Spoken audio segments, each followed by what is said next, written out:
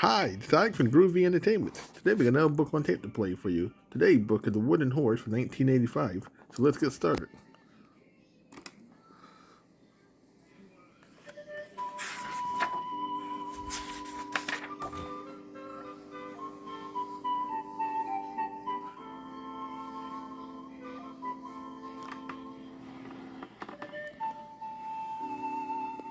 The Wooden Horse, The Fall of Troy.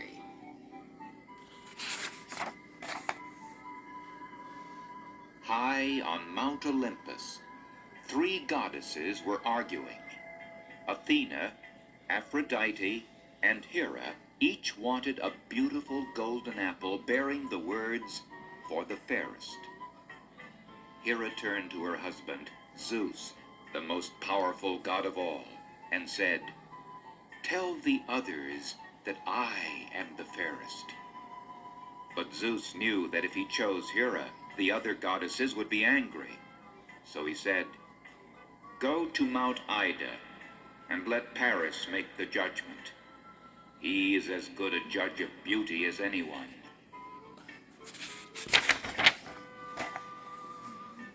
Paris was tending his flocks when the three goddesses approached him. Each of them tried to win his favor by offering him special gifts. Hera offered him power and wealth. Athena promised him knowledge and strength. But Aphrodite promised him love. "The most beautiful woman on earth shall fall in love with you," she said. "All you have to do is say that I am the fairest goddess of all." Paris made his decision. He chose Aphrodite as the fairest goddess. Then he waited for Aphrodite to fulfill her promise. The most beautiful woman in the world was Helen, the lovely queen of Sparta. Although Helen was already married to Menelaus, the Spartan king, Paris knew that Aphrodite could make anything happen.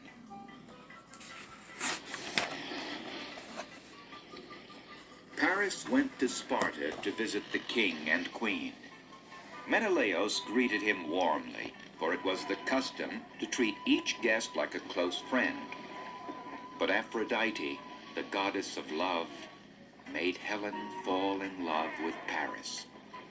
As soon as Menelaus turned his back, Paris and Helen ran away together. They sailed across the Aegean Sea to the distant city of Troy. Menelaus vowed to bring back his wife. He called on all the other Greek kings to join him in a great war against Troy. Soon, a mighty fleet left the shores of Greece and went off to the Trojan War. They never dreamed that 10 long years later, they would still be fighting the same war.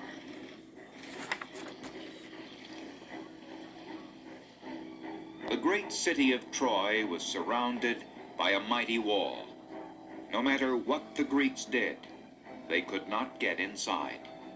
So they set up a huge camp between the city and the sea. For 9 years, the Greeks battled the Trojans. First, one side seemed to be winning, and then the other side seemed to have the upper hand. Then the luck would change again. In the 10th year of the war, the Greeks and Trojans lost their greatest warriors. Hector, who was the brother of Paris, was killed by Achilles. Then Achilles, the greatest of the Greek warriors, was killed by Paris. Paris in turn was killed. But still, neither side could claim victory.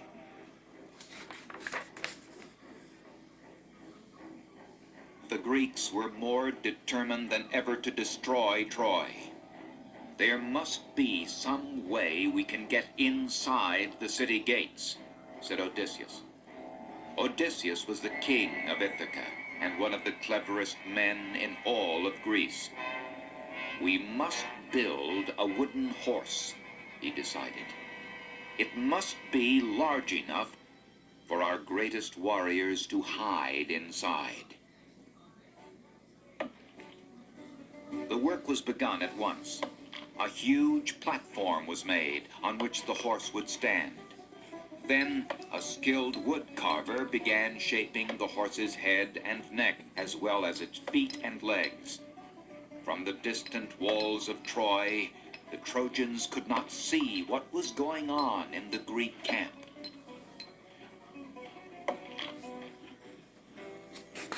The body of the horse was hollow. It had room enough to hold 20 Greek warriors, plus all their armor and weapons. There was even a secret trapdoor. The door was so well disguised that when it was closed, no one would ever have guessed it was there. When the horse's head and neck had been carefully carved, they were fitted onto the horse's body. At last, the huge wooden horse was finished. It looked like a statue of a mighty war horse. It is a perfect offering for Athena, the goddess of wisdom and war, said Odysseus. Now, it is time to put the rest of my plan into action.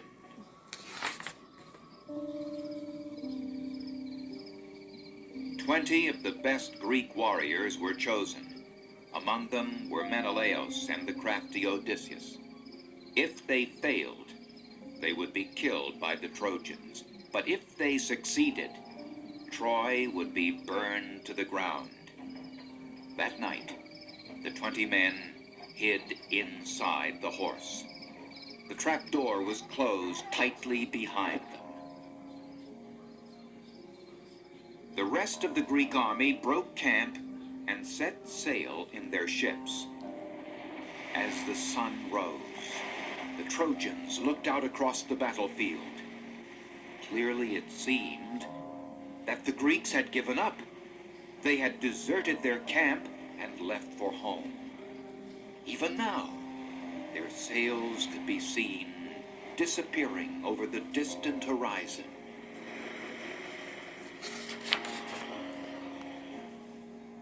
On the plains outside Troy stood the mighty wooden horse. Was it a peace offering from the defeated Greeks? Or was it a secret weapon that would break through the gates? "This must be a trick of some kind," said an old Trojan priest. "I do not trust the Greeks when they leave gifts." But the people began to celebrate what seemed to be a Trojan victory. They threw open the gates and rushed outside rejoicing. The long, bitter war had finally ended. The people explored the ruins of the Greek camp, and they gathered around the huge wooden horse.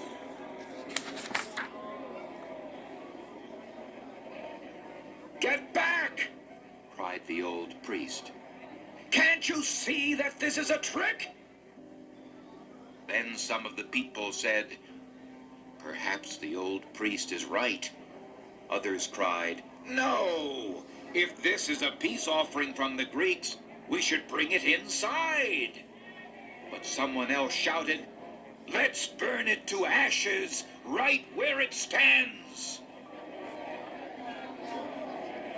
The 20 Greek soldiers knew what would happen if the horse were to be set on fire. But they could hear more and more Trojans saying, "Bring the horse inside." Suddenly there was a hollow sound. The old priest had hurled a spear at the side of the horse. "Did you hear that?" he cried. "The horse is hollow inside!"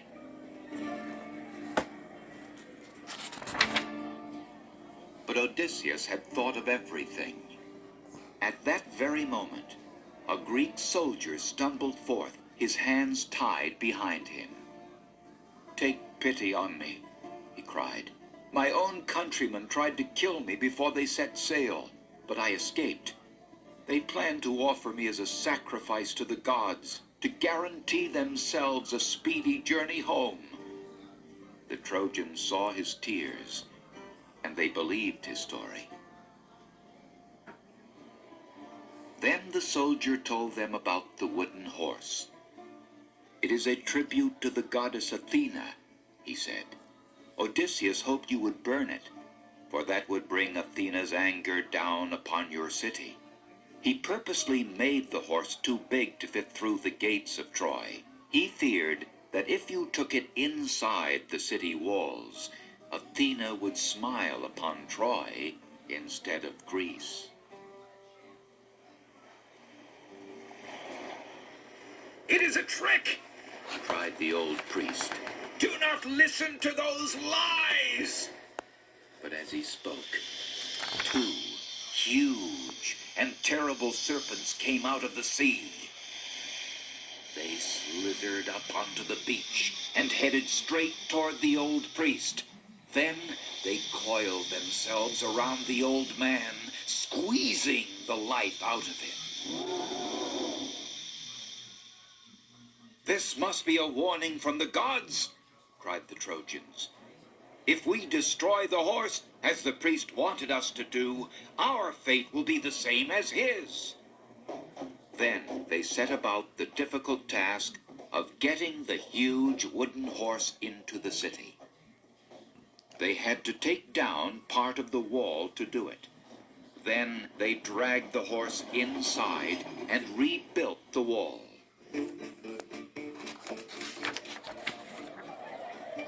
A huge victory celebration was held. The Trojans had survived 10 long years of battle against the mighty Greeks. Now was a time for feasting and merriment. Sentries were no longer needed at the top of the city walls or along the shoreline, so they joined the celebration.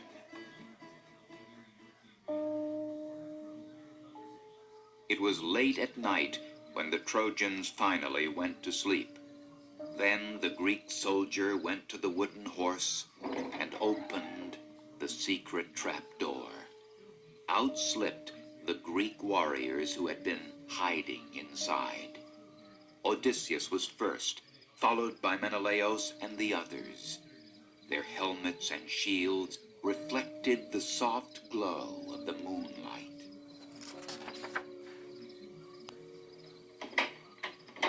Odysseus unlocked the gates of Troy and opened them wide. There stood the rest of the Greek warriors. Their eyes reflected the fire of the torches they held. The entire fleet had returned after dark and had silently come ashore again. Now they poured in through the open gates, the gates that had kept them out for 10 years. They ran in every direction, setting buildings ablaze. The sleepy Trojans awoke from peaceful dreams and found themselves in a fiery nightmare. Everywhere they looked, the city was burning. Greek warriors swarmed through the streets. Along the top of the Trojan wall were the shadows of still more Greeks.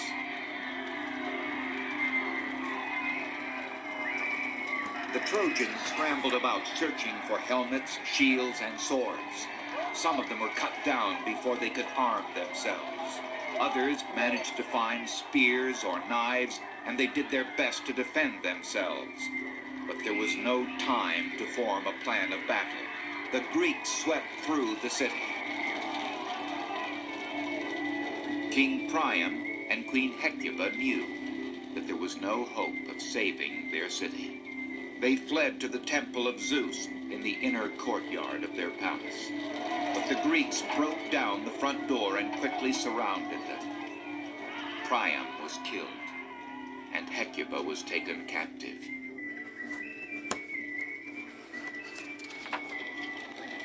All the Trojan heroes except one were killed before the night was over. The surviving Trojan was Aeneas, the son of Aphrodite. He had fought bravely to defend his home, but now he knew there was no hope for Troy. So Aphrodite led him safely through the burning streets and out the gates. Unseen by the Greeks, Aeneas made his way to a nearby hill. From there, he looked down on a city in flames. The walls and ancient towers crumbled and tumbled in. By morning, there was nothing left but the smoking ruins of a once great city. Troy had fallen.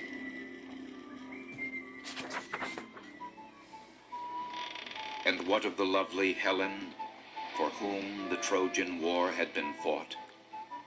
She, too, was led out of the city by Aphrodite, the very goddess who had made her go away with Paris so many years ago. Now she was reunited with her husband, Menelaus, and together they set sail for their distant homeland of Sparta.